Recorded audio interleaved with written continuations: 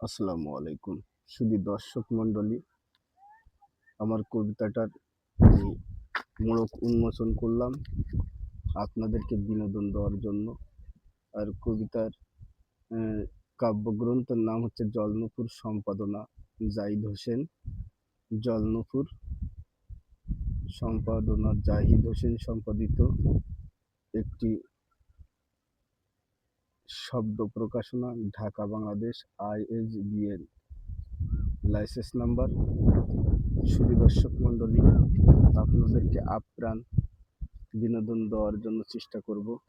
তো চলুন, আমার কবিতা আমি আবৃত্তি করে আপনাদেরকে বিনোদন দেওয়ার জন্য চেষ্টা করব। তুমি রাজবংশীর সুগন্ধি ফুল, অচেতনে ধরে করেছি ভুল। তুমি সৌরভ ভরা আঁখি মেলা ফুল, গ্রীষ্মের শুরুতে মনের গভীরে এঁকে করেছি ভুল। তুমি পথের মাঝে ফোটা অচেনা মুক্ত ফুল, তুমি পথের মাঝে ফোটা অচেনা মুক্ত ফুল। মনের হরষে মন খুশিতে নয়ন পাতায় দোলনা দোলাই দেখি উস্কো খুস্কো তোমার মাথার চুল। জীবন তরিতে মনের আনন্দে দুর্গম পথ আঁকাবাঁকা, চলতে চলতে নিঝুম আমি পথ ভোলা আত্মহারা। ভেবেছিলাম জীবন মাঝে সকাল সাজে অলি হয়ে সাজাবো জীবনদানির ফুল।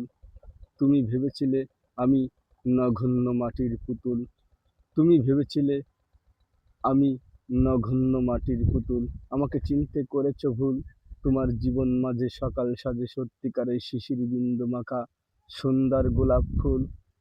প্রেমের ছলে অনেক কলে খুঁজে নিলে নিজের কুল, আমাকে করলে প্রেম হারা ব্যাকুল, আমাকে করলে প্রেম হারা ব্যাকুল।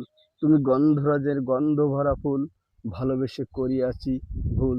চির কষ্টের মাঝে থেকেও বলবো সত্যি তুমি সুন্দর একটা ফুল, সত্যি তুমি সুন্দর একটা ফুল।